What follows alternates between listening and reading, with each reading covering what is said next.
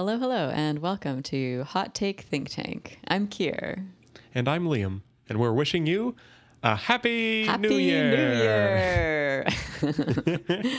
Yay! I love a New Year episode. Yes, it's our last episode of the year, the first year we did any Hot Take Think Tank, and we're going sort of off the beaten trail. No article discussions today. We're going to start with some questions that listeners sent in on email and Instagram.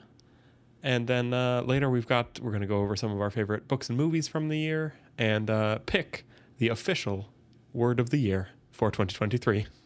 Oh, I cannot wait. Should be fun. Yay. Cool. What's our first listener question? All right. The first question we got was, what are your thoughts on 15-minute cities? So had you heard of 15-minute cities when you read this question? I had heard about them. I'd heard that they were gathering a lot of suspicion among some people. Right. The main place I had seen them was mass-produced stickers that people buy, and they just like slap them onto telephone poles, that sort of thing. I've started seeing those around Vancouver saying like no 15-minute city or whatever.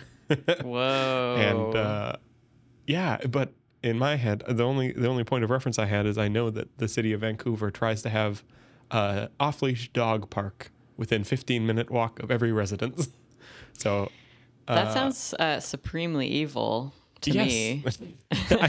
So like that's the only two intro points that I had to the whole idea, which seemed at odds. But I looked into it a bit for this question. So a 15-minute city is an urban design concept. The goal is to design a city so that most residents can do most of what they need to do within a 15-minute walk, bike ride, or trip on transit. Instead of having a downtown core and housing surrounding that core, the idea would be a poly-core city where every residence is within 15 minutes of some sort of core, with groceries, parks, schools, whatever it is that people need. That sounds like a good idea. It does. It sounds like a positive. Yeah, because Vancouver, I think, really does sort of have different areas that have like varying levels of services. Totally. Like a lot of the social services are kind of almost confined to the downtown east side. So that sort of is part of why that neighborhood has the character that it does, is because, if you need certain types of social services, you aren't going to find them if you live too far from the downtown east side, for example. Totally. Yeah, and particularly people who can't afford cars and gas. Yeah, if it's not within 15, if you don't want to spend your entire day riding transit for 6 hours or whatever. So, yeah, people I think like to live near the things that they want to do. I made a small pros and cons list. Okay, cool. And then I think you have some other cons that we'll get into. But the big pros are less car usage, so it's more sustainable. It promotes healthy living and exercise by letting people walk places instead of driving. Generally, improved quality of life, which feels a bit mushy to me, but I can see the idea of it. And it's also like an aspirational, it's a design concept. It's something that you sort of make policy decisions around, as opposed to something that actually requires like rebuilding from the ground up. There's sort of like right steps along the way, right? Like, let's try and get a grocery store within 15 minutes of everywhere. Now let's try to get a dog park, that sort of thing. It's it could sort of help you decide like where the need is greatest for a new service or type like of amenity. What's the least 15-minute city part of the city, and how can we get a bus out there or whatever it might be. But there are cons. Gentrification is something a lot of people worry about, because a 15-minute city is very appealing. It's likely to drive up demand and prices in the areas where it's achieved, which could sort of drive out low-income people who live there currently. It also involves changes to how things work that people might vote against. Things like mixed usage high density housing, that sort of thing, are pretty necessary for 15-minute cities. It's hard to, if it's a 15-minute walk for single use or single family housing, then it's like, one grocery store has to serve 20 people or whatever. You need a lot more people than that to serve a grocery store. Right. So it is tied to density. Yeah, totally. And then the other kind of problem with it is just the feasibility of it. Basically, cities that have already been built out with a ton of single family housing, it's not that clear how you would sort of convert it reasonably to a 15-minute city without, substantial redevelopment. And people don't generally like, people who live in their single family homes usually don't want a mall going in next door, that sort of thing. Yeah, totally. And a lot of it's, encoded in law, right? That, zoning laws and parking requirements was another one that gets mentioned. Currently, if you want to build a big mall, a lot of places say that you have to provide a certain number of parking spaces, which you wouldn't need if it's a 15-minute city and everyone's walking or biking. But the rules are the rules, and they need to change to, make more efficient land use.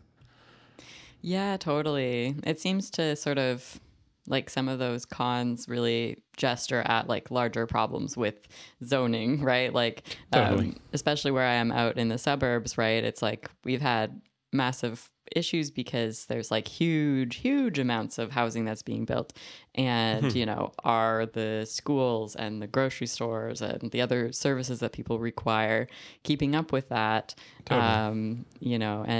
Are people ending up needing to drive literally everywhere because they are like in this like desert of houses that goes on in every direction. Oh, totally. Yeah. Whereas, just my general thoughts on the 15-minute cities, I think it sounds fantastic. When I was looking for the place where I currently live, one of my main resources was like walkscore.com, I think it's called.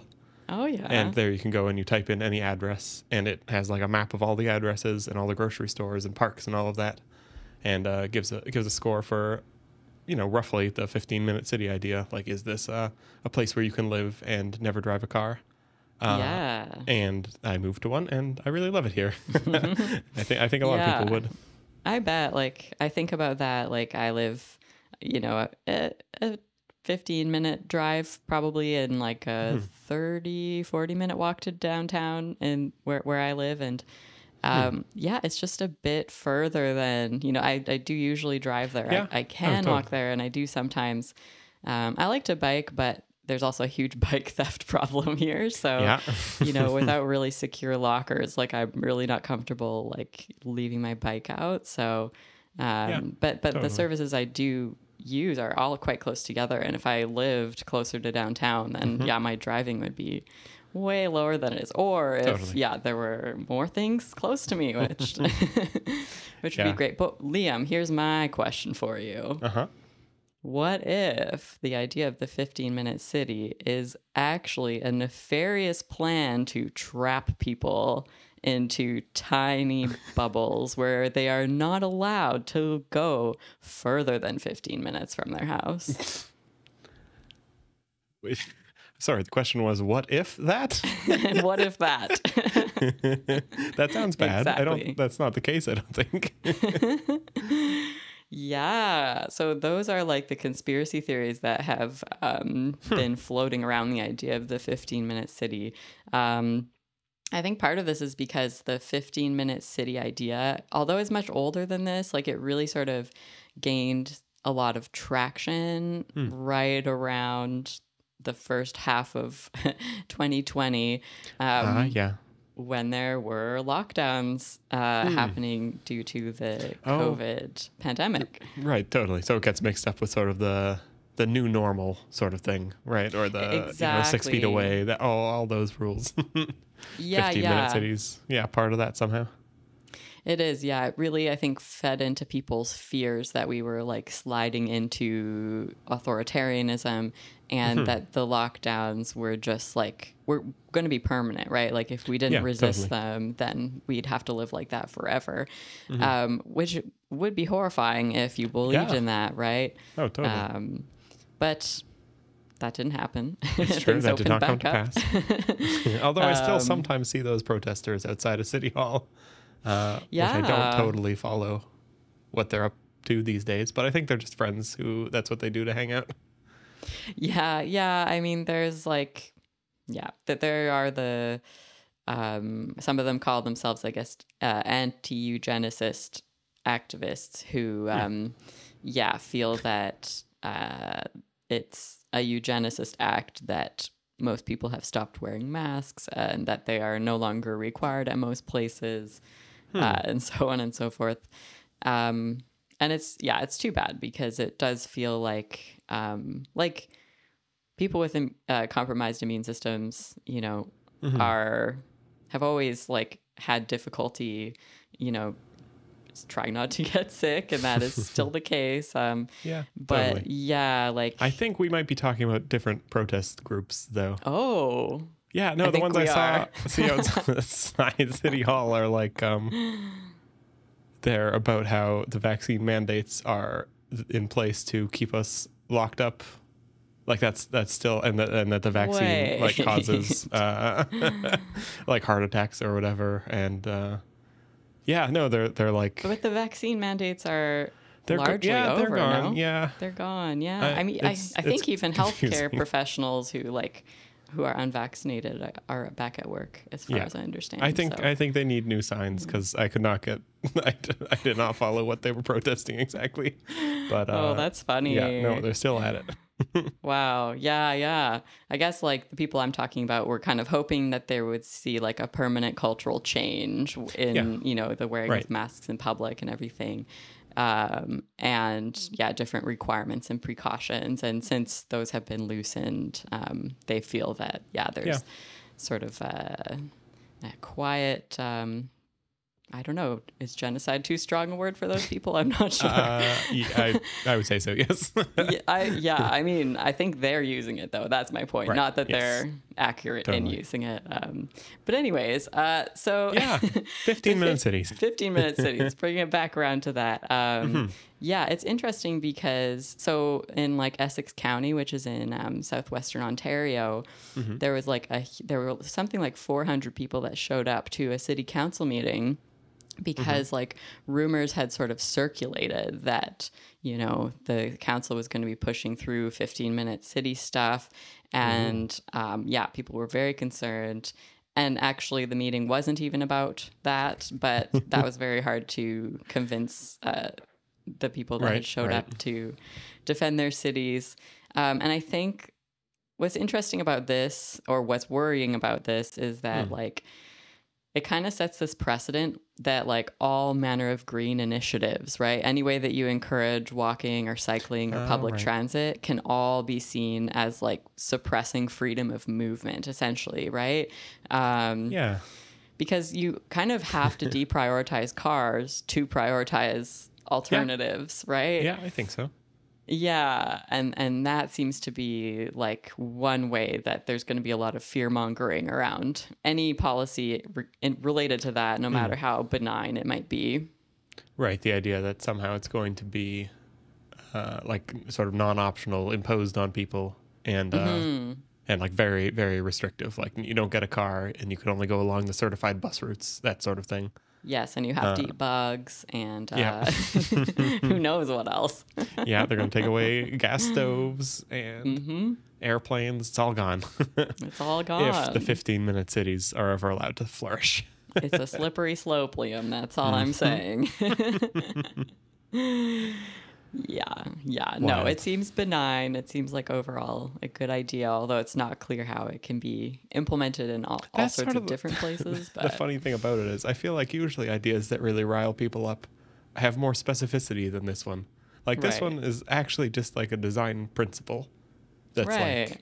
like, let's make policy that like generally pushes in the direction of better public transit and more walkability, which seems very, very vague to get so mad about.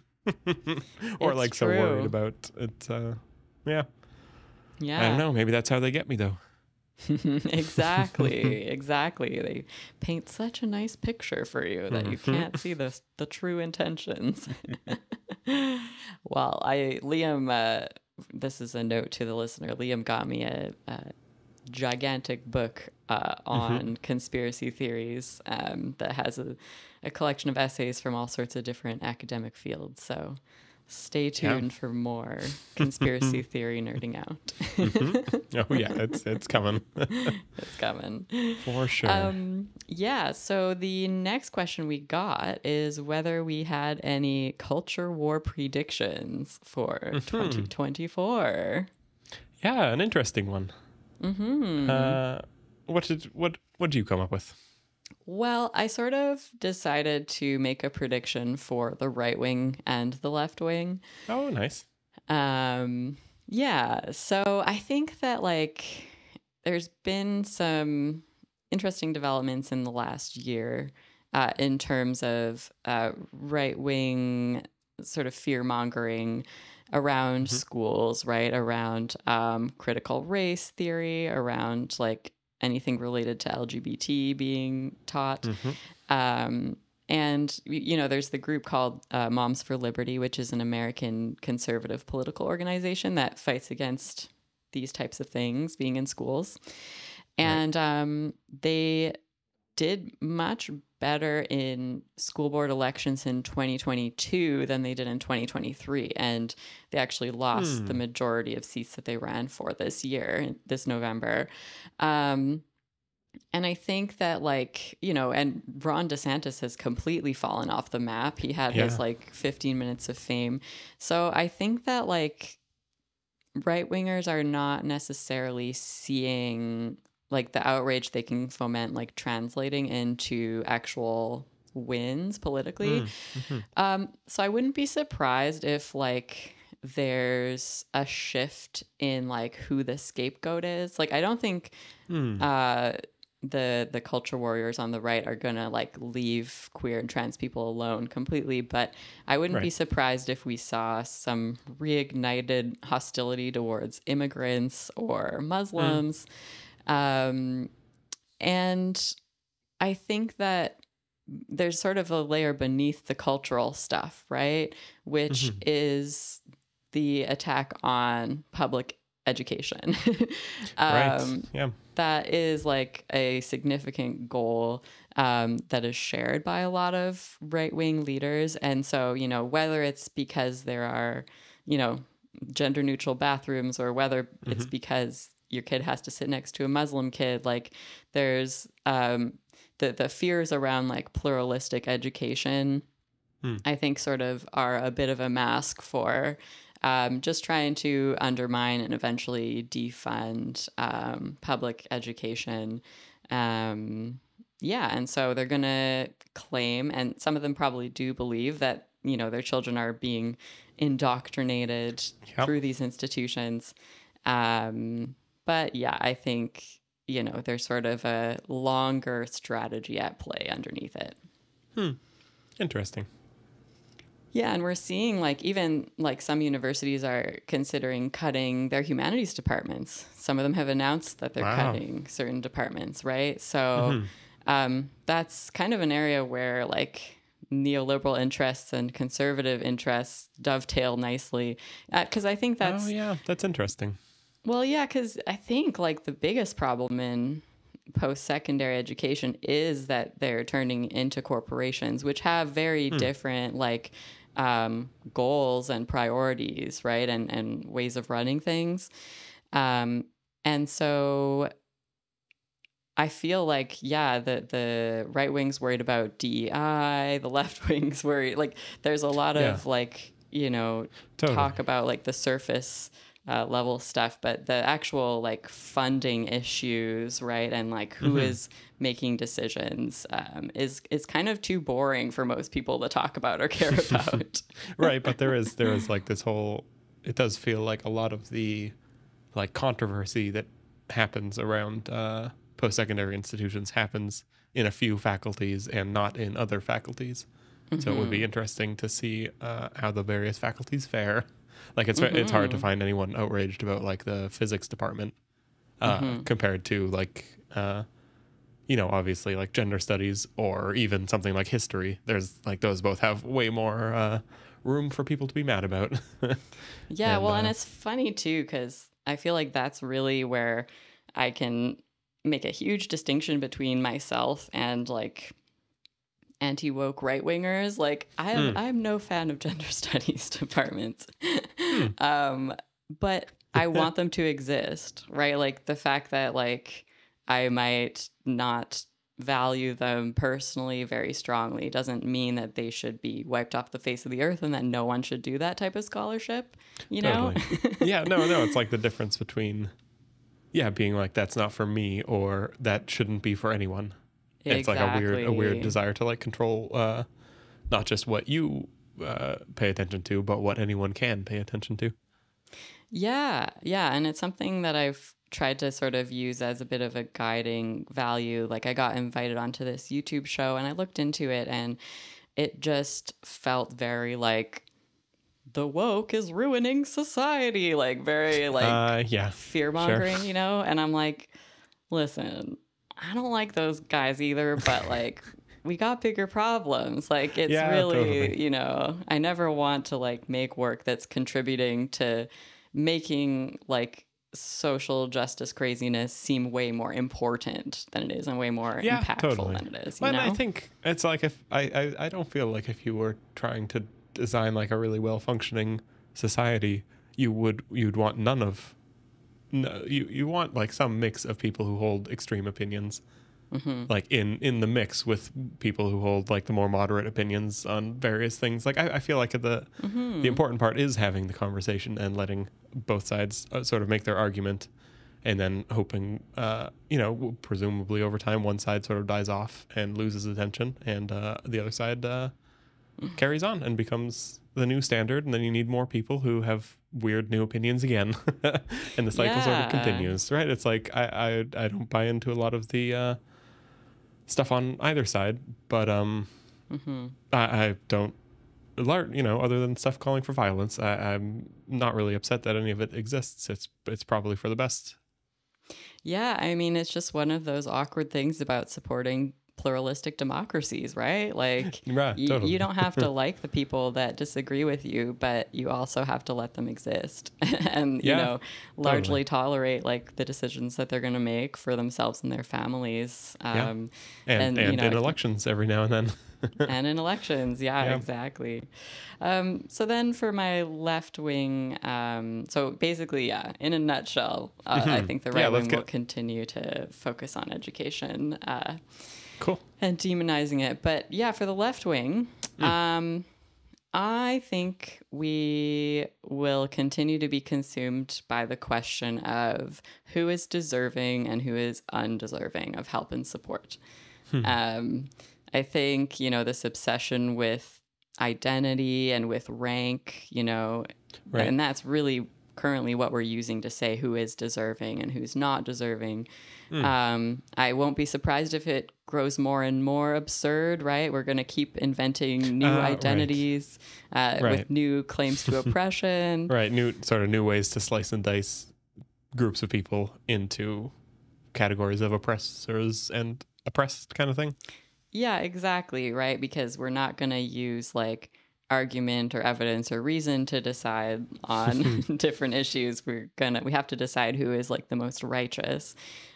So what if you have two Black, disabled, trans people? Then how do you decide, and then you can ask who has the pretty privilege maybe, or who has the nice privilege, who is oppressed by time blindness, and then that can help you decide who's in charge, Totally.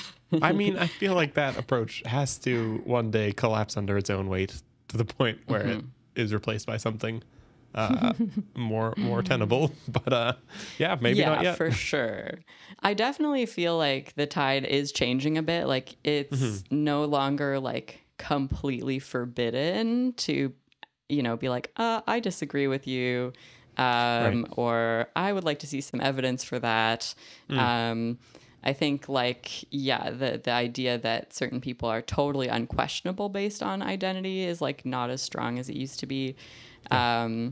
But yeah, I don't think we've quite reached the end Totally. because I think what really needs to happen for the tide to change is that we need to focus on advocating for like universal programs, right? Right. Yeah. Um, and that requires that you want people you don't even like to get what they need, Right. Yeah. right? You've got to advocate for programs that help the oppressors and the oppressed, Yeah, which is, exactly. yeah, not appealing to a lot of people. Understandably so, I No, guess. But yeah, I interesting. guess it's understandable. I don't know. I mean, it's yeah. I I I mean, think it's a understandable. Probably scarcity not correct. thing. Right, right, right. Yeah, that's interesting. Yeah, I do feel like a lot of things come down to being, I don't know, like the idea that it's a fixed sized pie that we have to choose how to divide it up, as opposed to a pie that grows every year, and how do we divide up like the new parts of it. Yeah, yeah, totally. It's hard to like have the imagination to be ambitious enough Yeah, to that be does like, it. It sort of connects back to the 15-minute city thing, that like the gentrification, stepping into murky waters here, but it's like, wouldn't we prefer to somehow transition to a place where everyone lives in nice neighborhoods, as opposed to like, oh, we have to keep that neighborhood unappealing so that the prices stay low. That's just, I don't know, it's a right. weird sort of anti-growth mindset, which I mean, there's more to wrestle with there, obviously. Like, you don't want to be destroying culture to make neighborhoods nicer, but yeah, it's Yeah, hopefully totally. like But nicer like neighborhoods poverty is seem not a worthwhile. culture, right? Oh, totally. Yeah, Like like people suffering is not a culture. So, yeah, yeah, you'd like to think like I have wondered if gentrification is like the best lens for understanding like these changes that happen because yeah, yeah, it's like you don't want to move everyone out so you can move in other people that will get services, and just shuffle those people over and over again so that they never actually benefit from like the improvements. yeah. But yeah, I mean, I think there's, yeah, decommodifying housing stock Oh, might be a piece of the puzzle there. But yeah, yeah. could be. What about you? What are your predictions, culture Well, war wise? I went, yeah, the opposite way from you. I went straight to Google Trends. You ever use Google Trends? Ooh, no, It never. lets you see the overtime graph of search volume for different terms. So I was thinking, let's try and find a term that's like currently on the way up, because Ooh, that seems like okay. something that would, only be bigger in 2024. Right on. What did you find? I found it remarkably difficult to find a culture war topic that is currently peaking. Searches for woke peaked in March. Same for drag queen story hour. Transgenderism peaked in April. Christian nationalism last July. Vaccine injury way back 2021. Black Lives Matter 2020. I don't think I managed to find a single thing where the peak was December 2023, and I typed in everything I could think of. Wow. So I guess one prediction could be that the culture war will be less in 2024 than 2023. But I don't think I would make that my prediction because of the presidential election. Right. And I feel like America's sort of the center of the culture war kind of stuff. And the Republican nominee is a guy who loves to get into all this and start new trends. One thing I did find, I do have two guesses for things that might peak in 2024 based on my Google Trends research. Book bans last peaked in 2008. Okay. But they had sort of slumped off since then. But between August 2021 and now, the volume has gone up by about 6 times. Oh, wow. So they're sort of they're on the up and up, a healthy shaped curve. And I think that one usually peaks at the start of the school year. That's sort of my guess. So I would not be surprised if we get a new peak for the last decade or so in 2024 for how much people are talking about book bans. Interesting. And my other one is sort of a bummer. I mean, it's all sort of bummers, isn't it? But I typed in LGBTQ, and that one is going up healthily. But it's sort of hard to say, like, is that, that's not a positive or a negative, right? That could just be people being like, oh, cool, I'm going to join this community. But it does peak every June, and year over year, the June peak gets higher. That's Pride Month. Yeah. And another one that peaks in June every year, and the peak gets higher every year, is anti-Pride. Oh, so interesting. I assume that's some sort of counter-Pride movement, and it appears to be growing. So I'd be curious. Maybe Donald Trump will get involved somehow, and make 2024 the year where the culture war comes back for Pride Month. Oof. Yeah, that would suck, right? Yeah, I feel like the gays and theys could use a break from from being in the eye of the storm for sure. But I don't have too much hope for that. Yeah. Yeah. I mean, it's yeah, I feel like it must, like, the positive. I don't know. I don't have the data. I would hope that the positive LGBTQ searches every June are growing at a faster pace than the anti-Pride searches. Right, because you can't tell it's from the still search. Like still a net growth for the positive LGBTQ representation and all that. But I do feel like that can be a gift and a curse, in that it gives like a huge target to backlash against.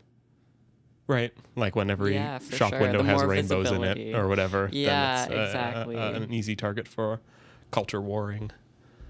Yeah, I feel like that's what's so sad about the culture war, is that, like, there's always a scapegoat, and there may be like a seed of like legitimate concern somewhere in there, but it gets so inflamed that just so many people of blank identity just get swept up in it. Yeah, totally. Yeah, and just targeted for very benign reasons.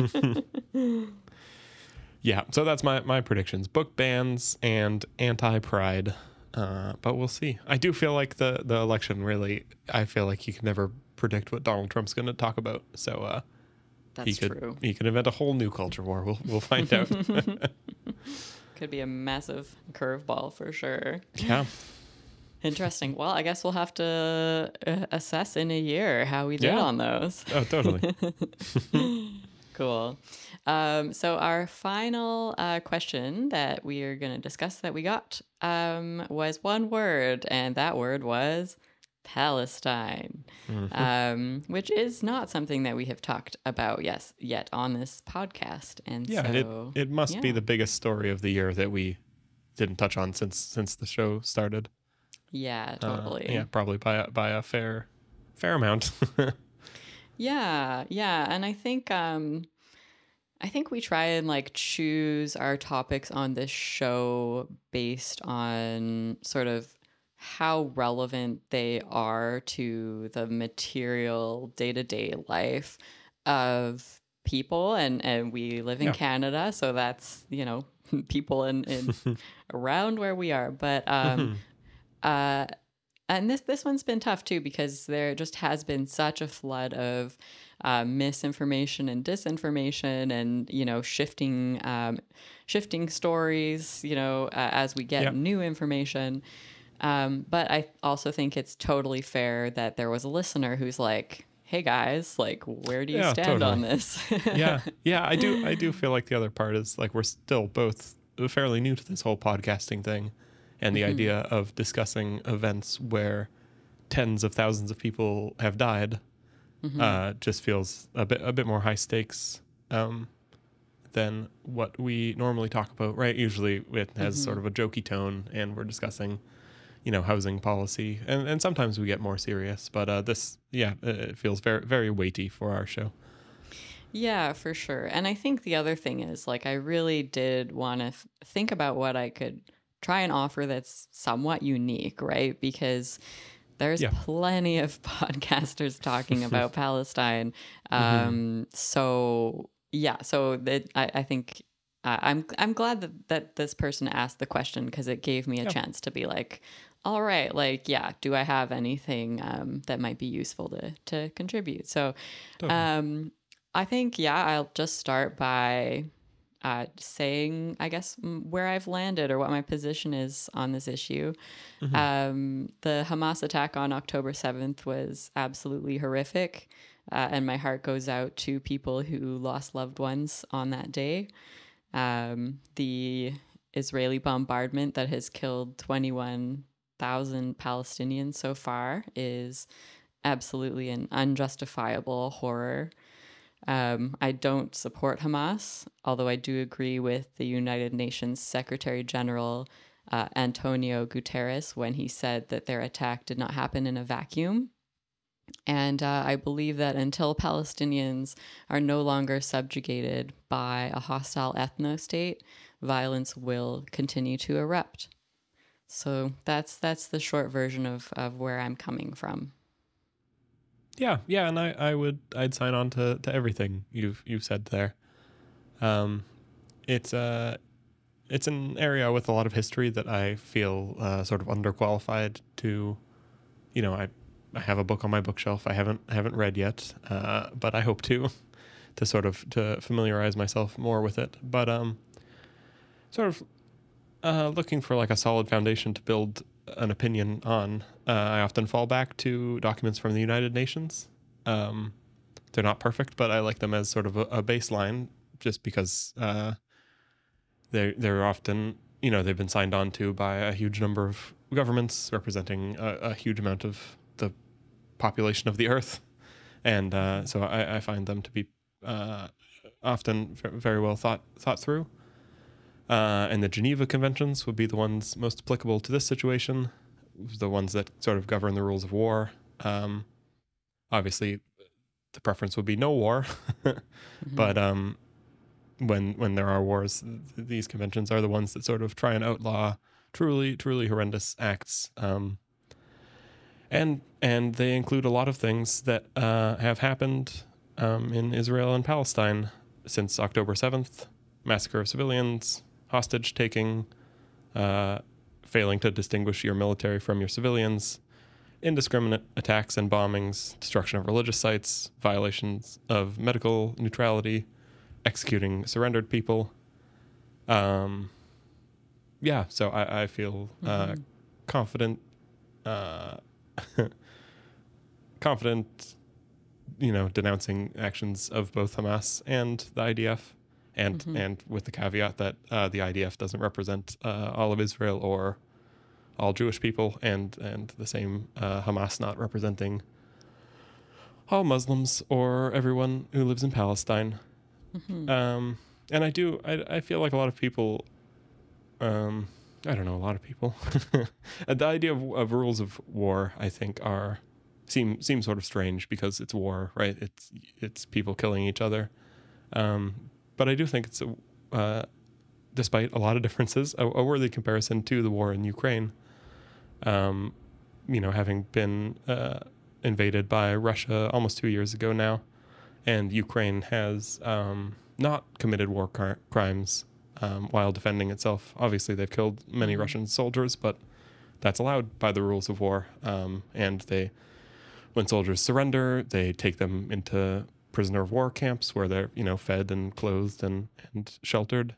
So it's there isn't sort of any logic to the idea that, if war crimes are committed to you, you have to do them in response, right? Right. You can have a military, and you can defend yourself without crossing these pretty basic lines. And they've been thoroughly crossed here.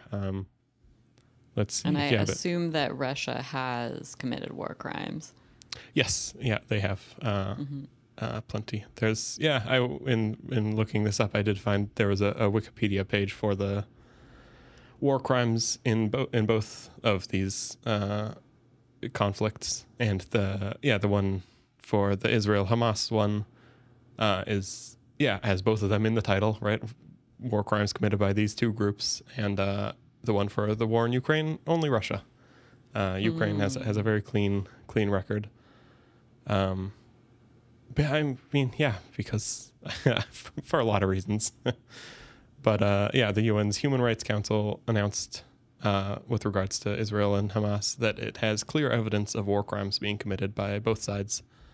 And from what I've read, it does seem like at this point obviously no war crimes is the goal. And second to that, fewer war crimes is preferable to more war crimes. And just looking at the civilian casualty numbers, there are a lot at the hands of the IDF. Yes. So it's I would find it pretty much impossible to support either force in this fight. Mm-hmm.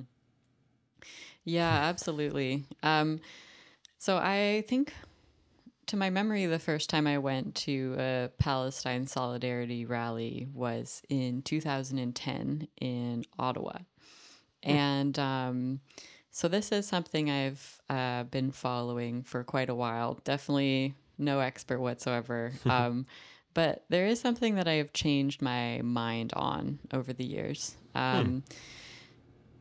I used to believe that this conflict could be understood through a lens of settler colonialism, right?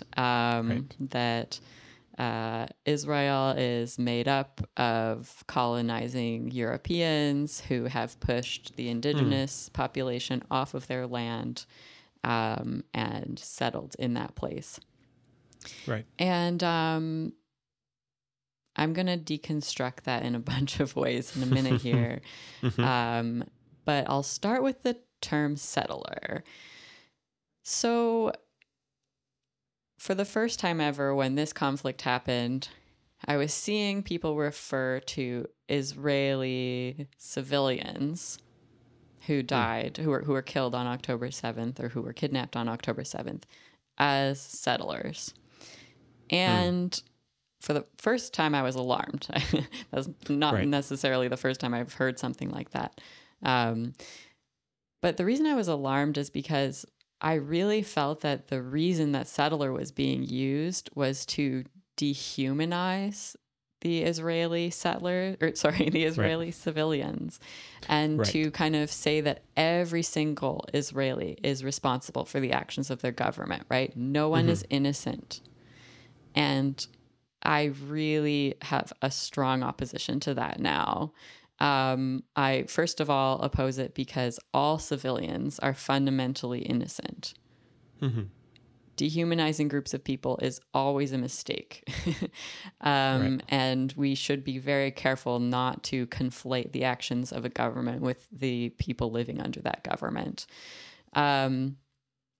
So that's one massive reason I disagree with using that term. The other reason is because of the fact that we cannot describe this as a simple, like, settler colonial process. So first of all, I can see why the narrative is tempting, right? Because there is a massive power differential between the Israeli state and the Israeli military and the Palestinian people, right? So you can look at it and see, oh yeah, it's like, David and Goliath. We've got the righteous underdog, the evil overlord. That's settler colonialism, right? Yeah. But the thing is like, neither the Zionist narrative nor the settler colonial narrative stand up to scrutiny. They both have like a different racial mythology that just is not reflective of reality. And that's what I wanted to talk about.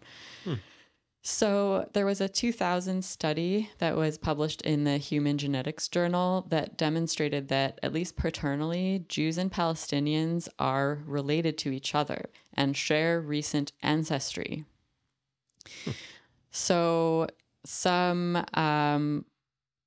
pieces of this, for example, is that within the Israeli population, 35 to 40% are Mizrahim, which refers to Jews of Middle Eastern and North African descent. And another 20% of the Israeli population are Palestinian Israelis. So if you put those two groups together, they actually make up the majority of the Israeli population at between 55 and 60%. Right, which is hugely different from like the standard idea of settlers like coming from Europe to North America. That I think you would not find any, you'd have to go back 20,000 years or something to find sort of the shared ancestry in that case. Whereas here it sounds like it's very recent. Yeah, it is recent, right? So, to talk about it in like clunky North American social justice terms, like at least 55 to 60% of the population are quote unquote people of color, right? Right.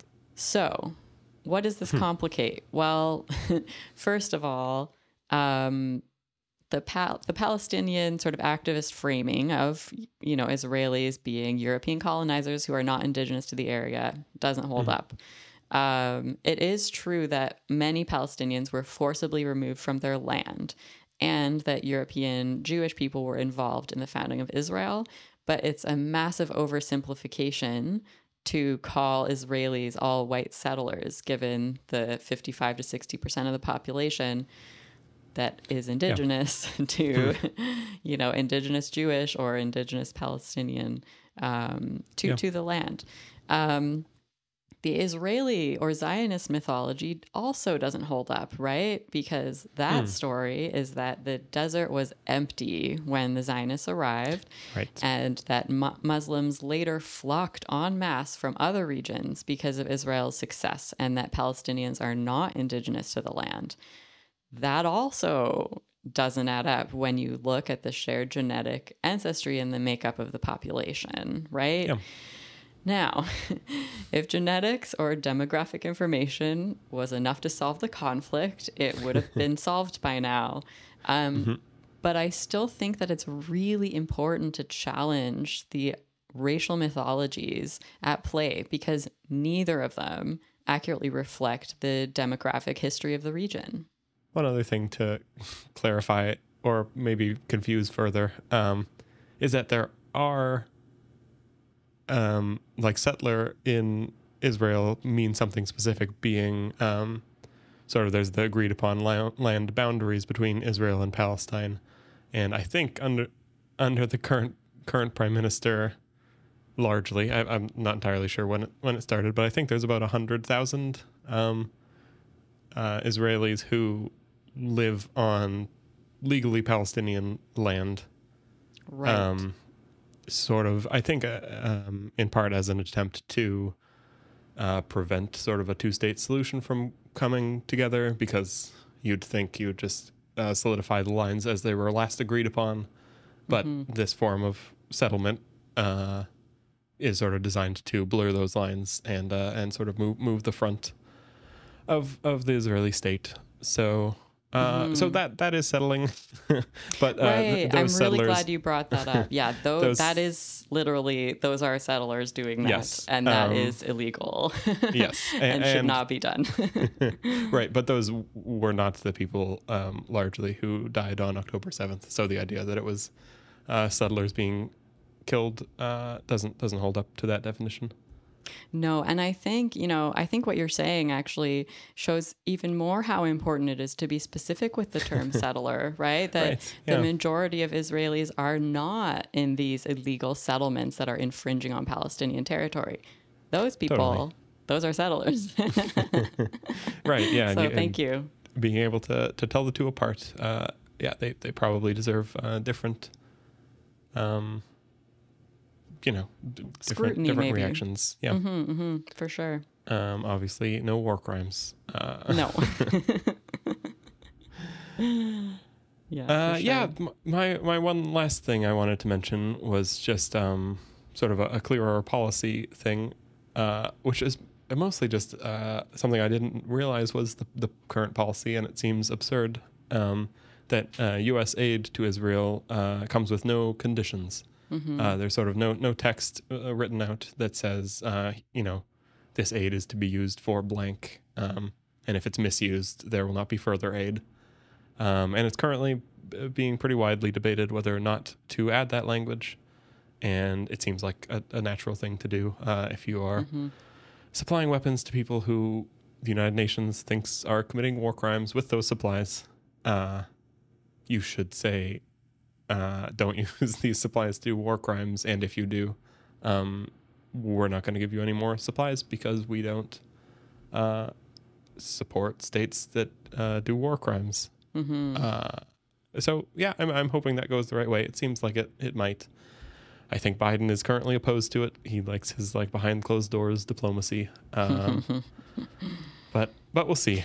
Biden's like, we're doing everything we can to stop the war. The machine guns are coming tomorrow. It's Yeah. I no. mean, I think one thing that has riled up a lot of people is, again, those literal settlers appear to be receiving some of the weapons. Yeah. And so it's not even staying within the military. It's going to angry civilians, which is very, very worrying. That shouldn't happen. No, that's and awful. the States is sort of the government that has the power to apply a lot of pressure to change things.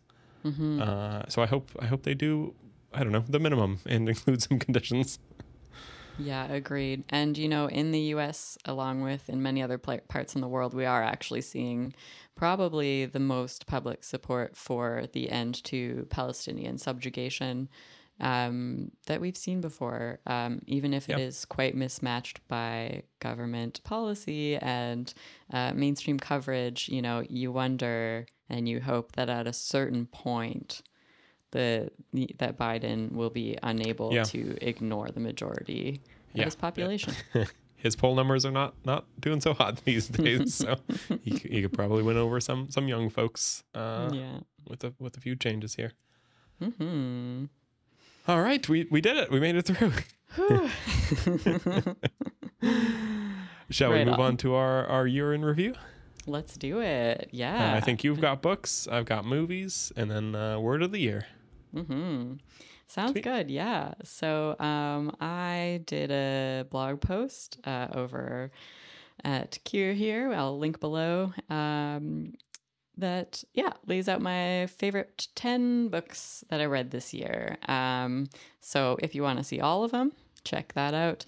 I'm just going to highlight 3 here, and I decided to pick fiction, a nonfiction, and a sort of instructive book. Cool. So I'll start with Galileo's Middle Finger by Alice Drager. Great title, Alice. Yeah. Thank you.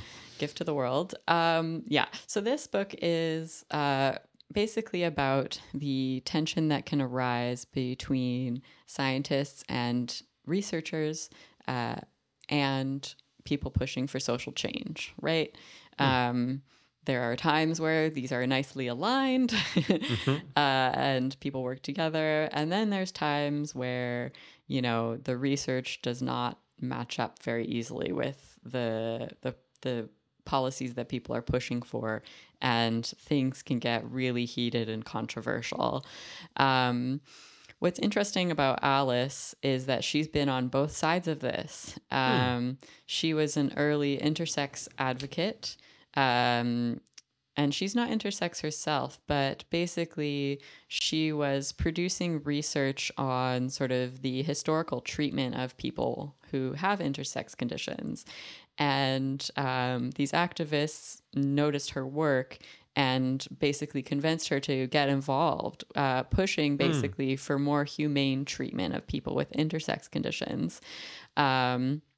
Because it's been very common basically to try and reshape infants' genitals, which, Right. to make them look more this gender or that gender, but that can, obviously result in pain, complications, lack of sexual function. And it's a literal baby, so they can't tell you, what they would or would not like done. And parents usually feel a lot of pressure to normalize the child, right? Right. So anyways, Alice Drager worked, kind of from her position in the academy to try and educate new doctors and raise the public awareness around this issue and improve treatment. And there have been significant improvements in that area. So, she at that point was like pushing against a lot of like sort of the old fashioned ways of teaching in medical schools. Right. And trying to produce research that could persuade and convince people to change how they were doing things, Right. change Right. how they were Adopt the new teaching ways. doctors. Yeah, exactly.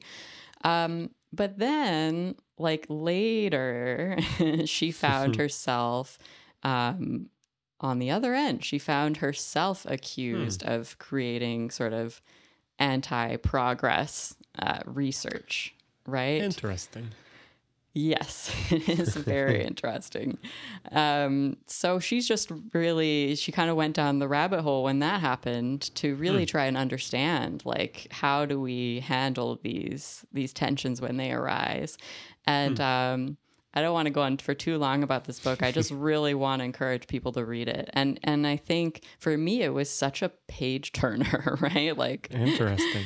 it's Could I not ask a thriller, but when she's been accused of being against progress, is that still work in her sort of gender or sex assignment sort of area? Is that sort of that's what I'm guessing? Or well, basically, what it was is that this book was published by sort of a sex scientist, if you will, that was very controversial, and it included what's the term I'm looking for? Oh, the idea of autogynephilia, which is like a very controversial way of understanding transgenderism. So basically, there was like this really brutal campaign against this scientist, perpetrated by activists, which included a lot of just like lying about what he had said and lying about what he had done, and so rather than, trying to confront him, like to disagree with him or to debate him, they just tried to like ruin his character, and they did a pretty good job of it. So Alice Drager basically went in and researched, like looked at every single document, talked to everyone she could to try and understand that controversy. Right. And because she pointed out all the places where these activists had lied or made stuff up about this guy. It was taken as like an endorsement of everything he'd said, sort of thing. Exactly. So that's sort of, when she found herself in hot water.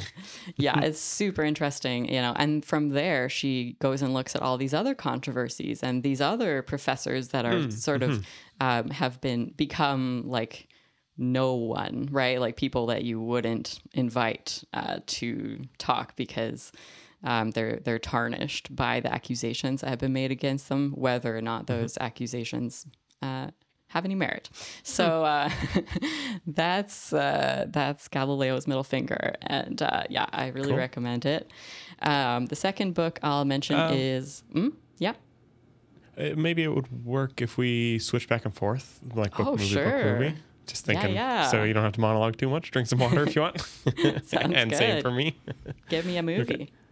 Okay. So the first movie I want to mention is called Anatomy of a Fall, directed by Justine Triet.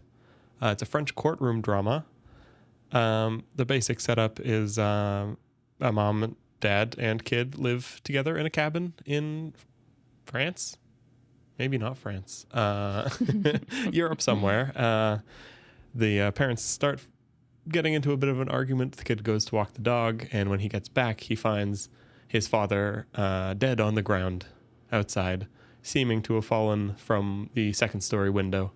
And the plot of the movie revolves around mostly the court case, the state trying to argue that the wife pushed him, and her defense obviously being that he must have jumped.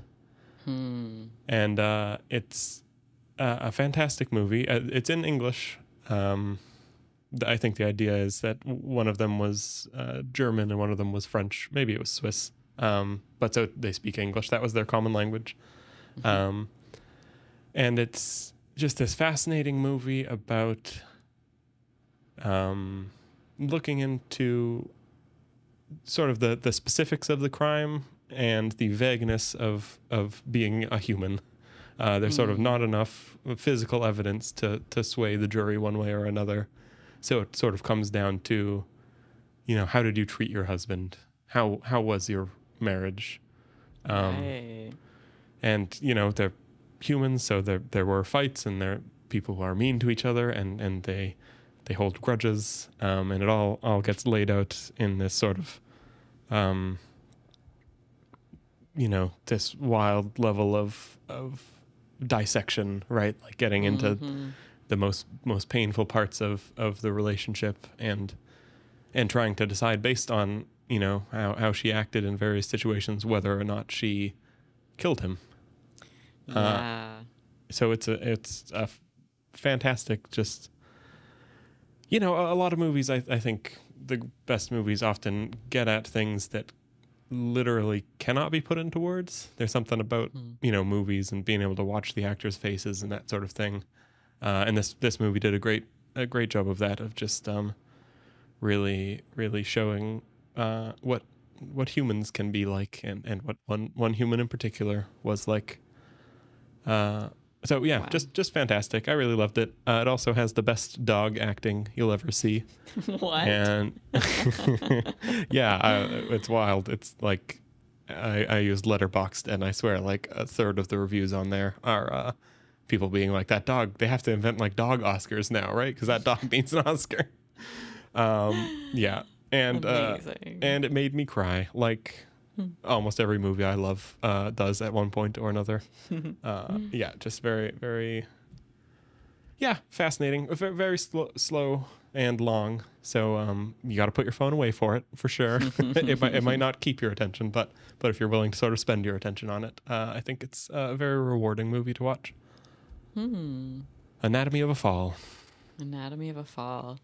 That sounds great. Yeah, that's one thing that I love about like true crime or like crime documentaries. I guess those are the same thing. But anyways, just the ambiguity of human behavior, right? If you do not have the smoking gun, then it really does come down to like your personality and the analysis of how you acted in certain situations, right? Yeah, and in this case, both does she seem like the kind of person who might kill someone, and does he seem like the kind of person who might kill himself? Right. It's like the two sides. That's the two options. We don't know for sure. We just got to look at them and see what we can find. Yeah. Wow. Yeah, it's great. I recommend it.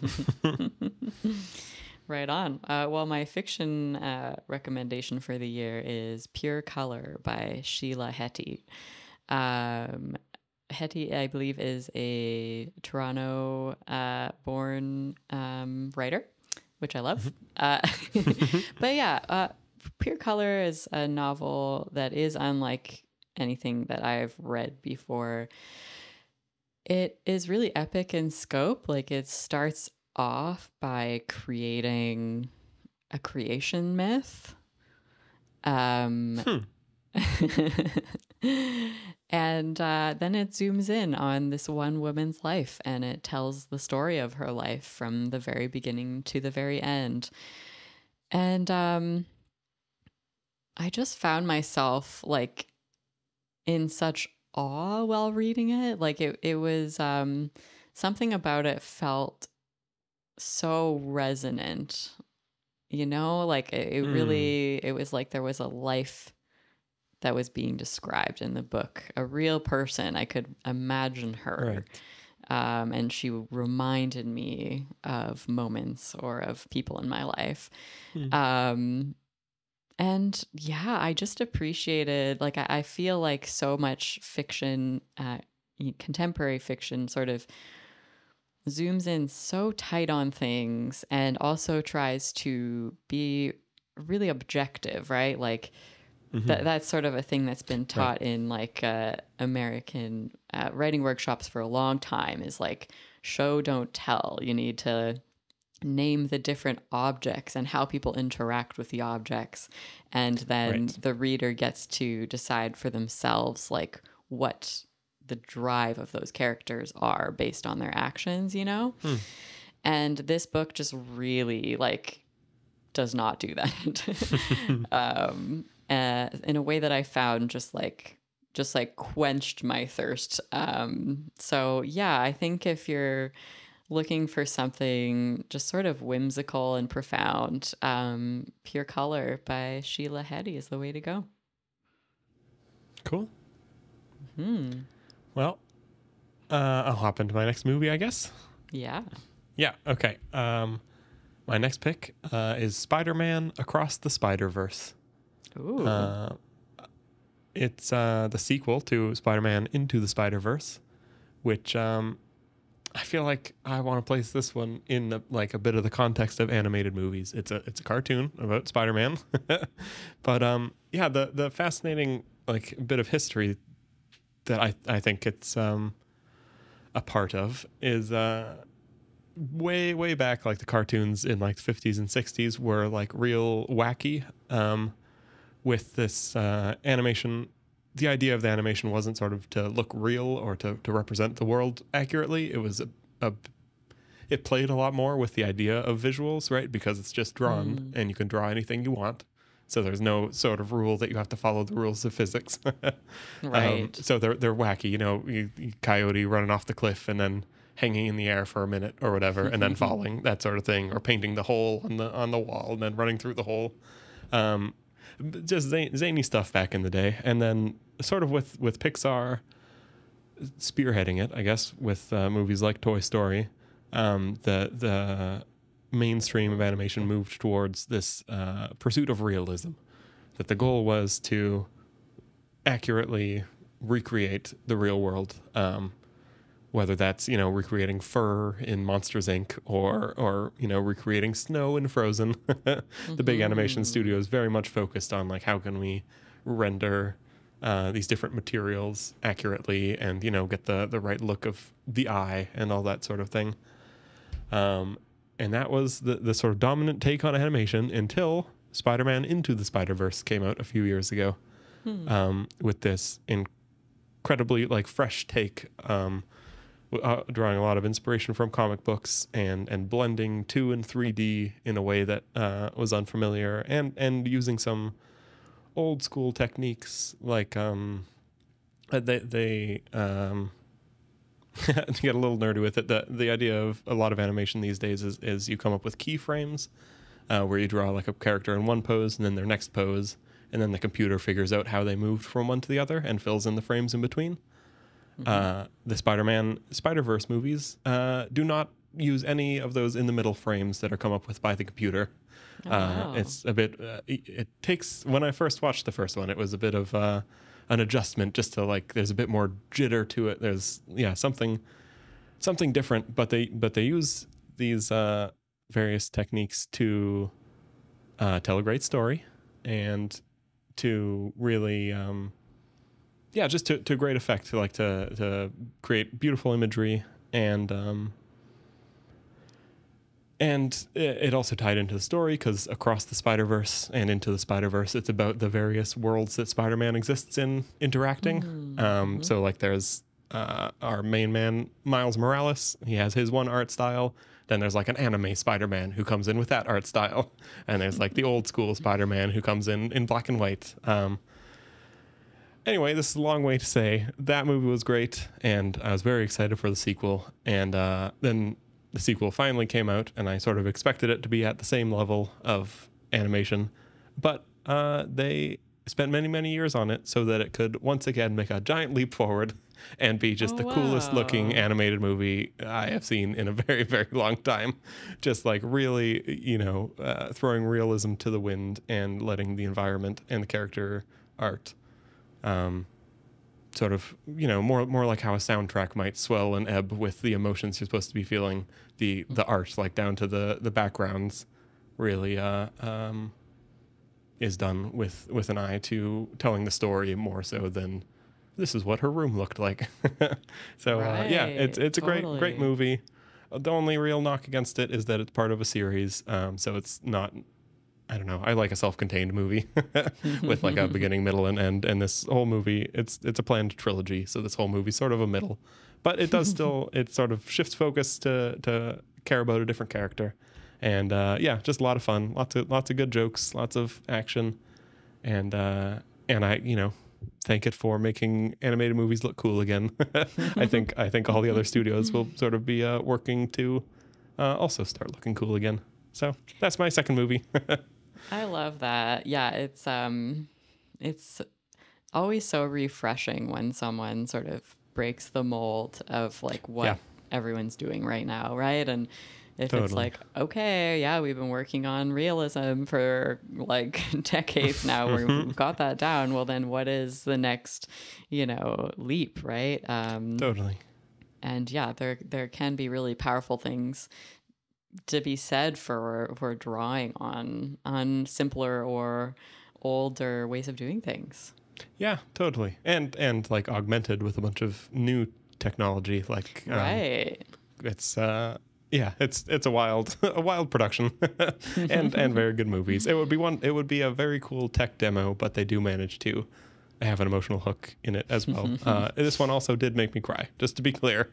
And I didn't cry at how beautiful the images were. I cried about the story. Amazing. Yeah. Man, I don't think I cried in any of my books. Gotta get have to on my read level. them again. Or watch movies. Yeah, I feel like I don't true. cry at books as much either. It's hard to, I have teared up a couple times this year, but yeah, they don't get me the way movies can. So my final book suggestion is sort of a practical one. It's called How to Take Smart Notes by Zonka Ahrens. And yeah, basically he explains this system called Zettelkasten, which is a German word. And it's a method for basically creating a database of notes and it can be used, for students can use it, academics, or just like nonfiction thinkers, autodidacts. But the point is that this, collection of notes becomes more and more useful to you over time. And that it sort of fills a gap in a lot of people's writing processes where, maybe we read a lot, but, we like underline things and never go back to them, or we write down quotes, but we can't remember what we thought of them. And Ahrens is an educational researcher, among other things. And so he really explains like why the various steps of the method reinforce your learning and also really push you to create insight, basically by connecting things that may not have an obvious connection at first, right? So I'm giving the method a shot this year. Another thing to check in on in a year. Yeah, totally. If it sticks or not. To see if it sticks. It's been maybe you'll cool become only more cogent and have even clearer thoughts a year from now on the podcast. Oh my goodness, I hope so. I could use it. No, there's always room for improvement, Oh, and totally. which is not. Don't get me wrong. I'm not like a sort of healing journey grinder type of person. Right, yeah, optimize not everything. Not the app grinder, but yeah, I'm not really into self-optimization, but I am into being like, okay, I'm a writer, I could be better at this, how do I get better at this? Oh, totally.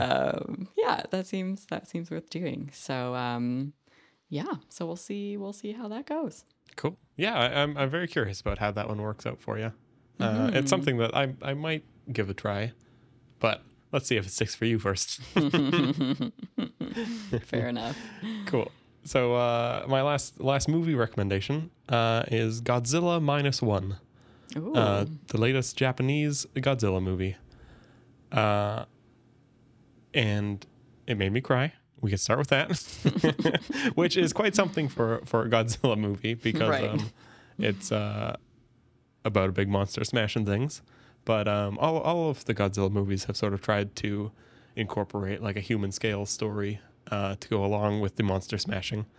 And this one, I think, of all of them that I've seen, does far and away the best job of that sort of making a characters that you care about beyond whether or not they get attacked by a giant lizard. And of course, the giant lizard looks great. Super good looking Godzilla design. Horrifying sequences of him destroying the town. And it also does it. I mean, the original Godzilla movie is also a masterpiece, and was made immediately or pretty shortly after World War II, when Japan was grappling with a lot of things, trying to figure out how they thought of their own history. And this one takes place immediately post World War II, which a lot of Godzilla movies since haven't, but this one does. That's where the title comes from, actually. The -1 is sort of the idea that Japan was at 1, and the war brought it to 0, and then Godzilla brings it to -1. Oh no. Sort of that it was already a very rough time in Japan, and then they got a Godzilla to deal with. It's got a trope that always gets me, is the found family sort of trope, where people who don't have a family, in this case because of the war, sort of find each other and find a way to make a family. And it also was fascinating as a piece, a pair with the original Godzilla movie. To do a slight spoiler for a 70-year-old movie, that one ends with sort of a heroic sacrifice. And in this one, the protagonist is a kamikaze pilot who abandoned his mission, so didn't sacrifice himself, and is haunted by that, sort of, living in a post-war Japan as a soldier who didn't do all he could to win the war. Right. Is something he wrestles with throughout the movie.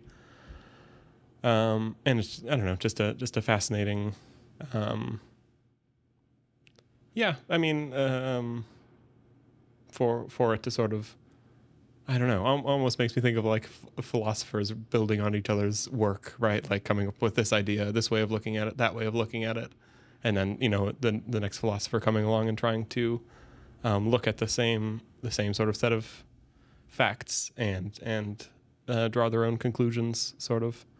And it's very tied to the first one. Like it reuses a lot of the score, which is very fun, as a big fan of the first Godzilla movie. And I was just absolutely sort of putty in this movie's hands by the end of it. It does not shy away from playing for the big emotional moments, and like it absolutely cast a spell, and everything absolutely hit for me. Wow.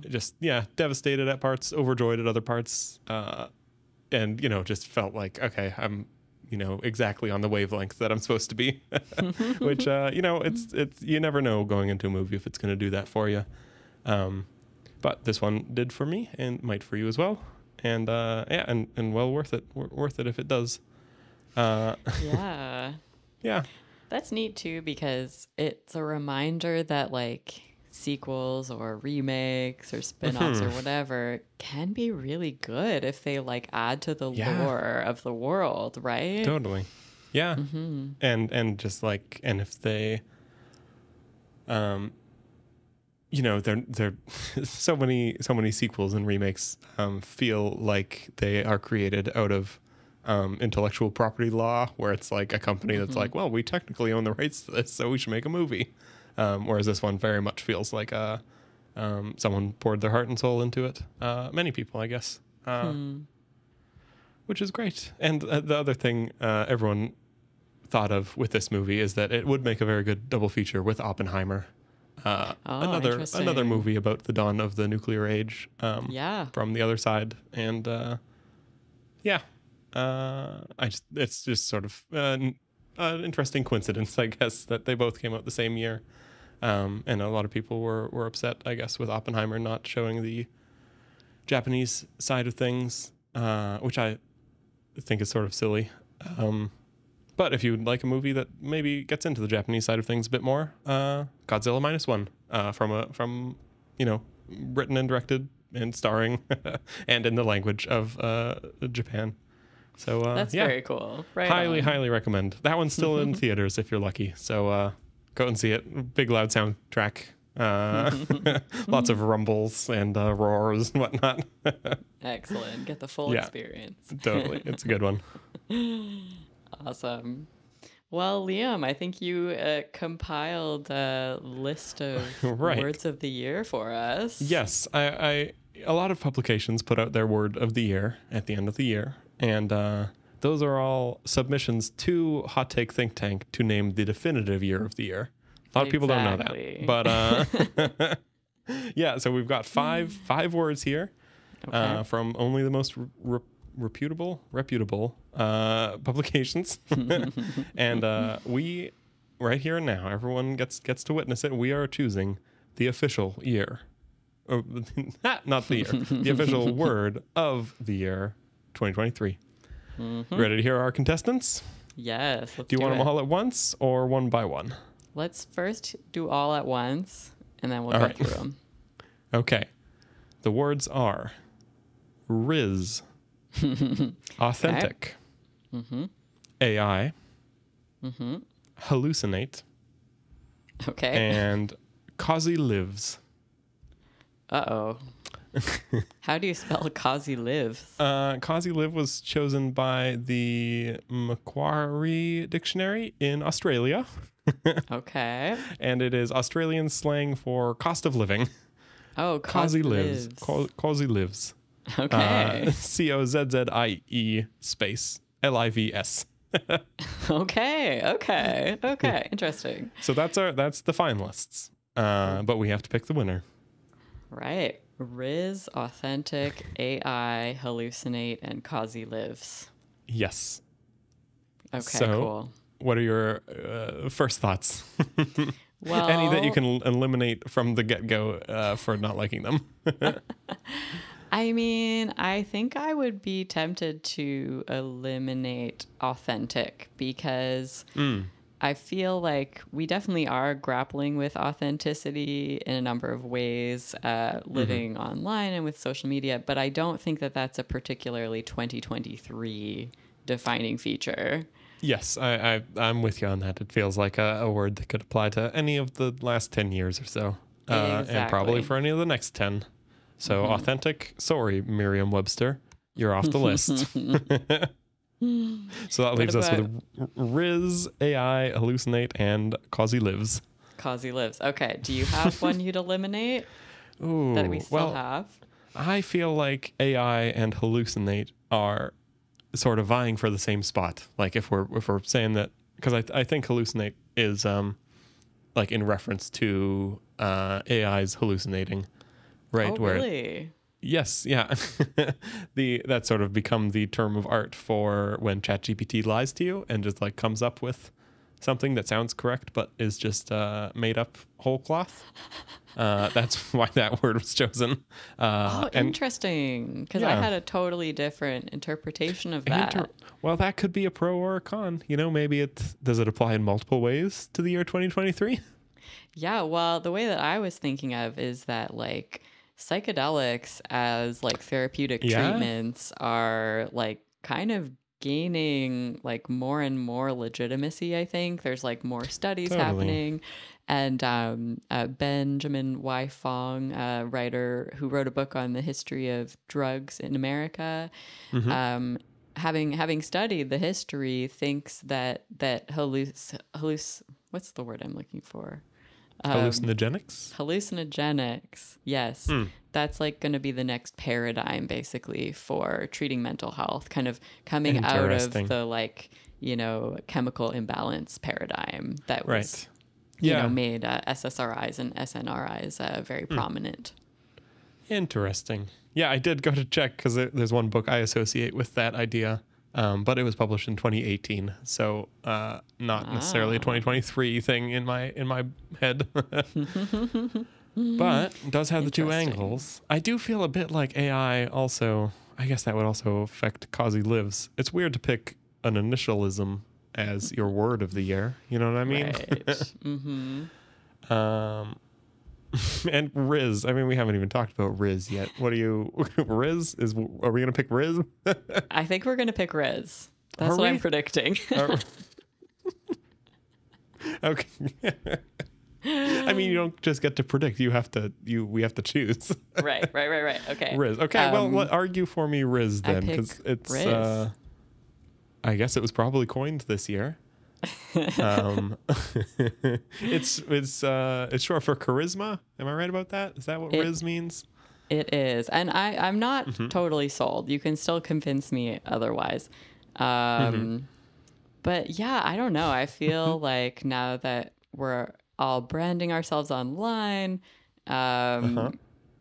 charisma like has gained prominence. And I think, Riz has such a Gen Z vibe to it. It has two Z's right in there. There's two words in it, and I had to learn about it through a podcast made by other millennials. Yep. Because I'm old now. So that one, like, if we want a word that is like a snapshot of the moment. Yeah. I think it might be interesting. Riz. I do also feel like I wonder. I was going to say if 2023 is like if you're reading a history book and they have to condense it down to a paragraph or so. I think AI might get a mention, but then it occurred to me that ChatGPT technically came out in 2022. So if you were talking about like the dawn of generative AI, it might have just missed the mark. Although it has been obviously a big year for that industry. Yeah, that's true. It is kind of hard to picture Riz being as important as the dawn of AI. But I mean, it's up to us. We have to choose the criteria. No one says it has to be the word you'd find in a history book. That's true. Should we talk about Kazi Lives? Kazi Lives. I guess we should. Adorable. It's nice. It's I don't think I've never heard it before. I guess it's Australia centric. But I do feel a kinship with Australia. Are you like that? No. I feel like Canada and Australia are like a pair somehow. Like we're up north, they're down south. Both have big land masses, not that many people. We extract minerals. I don't know. Interesting. Yeah, in my head, we're like a pair. That's funny. I feel like I have a lot of negative stereotypes about Australians, to be honest. But I also met a couple of really wonderful, amazing Australians at this residency I was at. So they proved me wrong. All right. And although I don't think the history book paragraph would include the phrase Kazi Lives, it might have something to say about cost of living, because it has been a year of like raising interest rates to combat inflation and that sort of thing. Like cost of living crisis has become like a thing everyone's talking about around here, at least, and in Australia, I guess. Yeah, absolutely. I think it is a defining characteristic of our current era for sure. Yeah. But yeah, again, is 2023 going to be like peak Kazi Lives? It might be. It might be. I mean, I hope it is. I feel like with the interest rate stuff, it has led to not just renters feeling the crunch, but also mortgage holders. I feel like that the Kazi Lives has like spread to more of the population through inflation and interest rates. So maybe. I think it might be. Kazi Lives. Could we make it Rizzy Lives? Kazi Riz lives. Kazi.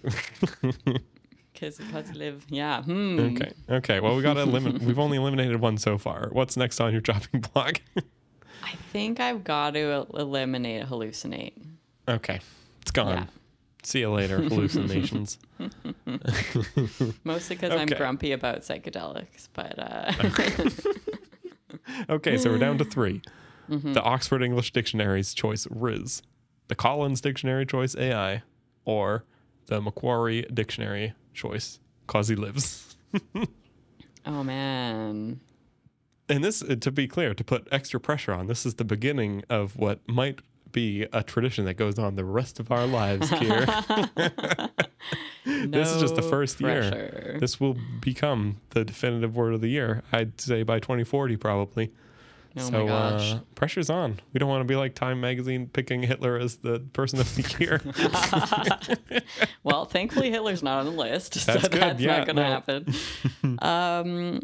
Should we both say it on the count of 3 and see if we say the same thing?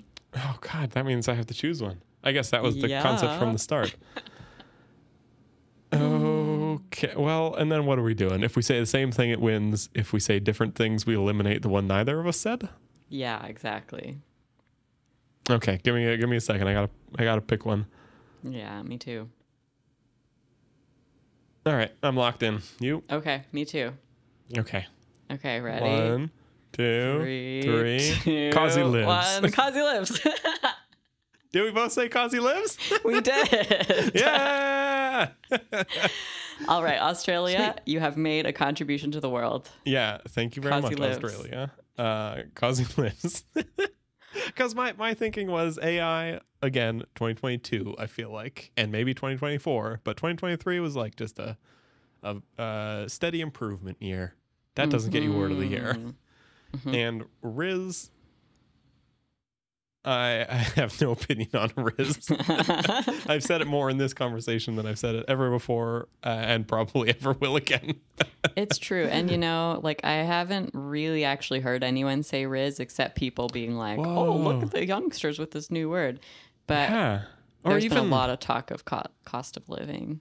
Yeah, or Kazi lives. It's catching on. Kazi lives, yeah, exactly. It's our job now to spread it to Canada during the remaining couple of days of 2023. Yeah, we're the ambassadors. Yeah. Well, there it is. Our first official word of the year. Congratulations, Kazi lives and Macquarie Dictionary. Yes. Sweet. Excellent job. Of course, the show ends with the most painful part for you, Liam's quiz. Oh, what's this? It's a holiday miracle. There's no quiz this week. Oh my goodness. That's all I wanted for Christmas. Not have to do your quiz. Excellent. Yep. No, you don't get to feel any better about the world this week. Thanks to numbers. Thanks, Liam. You're very welcome. Amazing. No promises about next year. Oh, I'm sure they'll be back before long. Well, I hope everyone out there has a wonderful rest of the holiday season. Yeah. Totally. And we'll talk again in the new year. Yeah, sounds good. This has been Hot Take Think Tank. Until next time.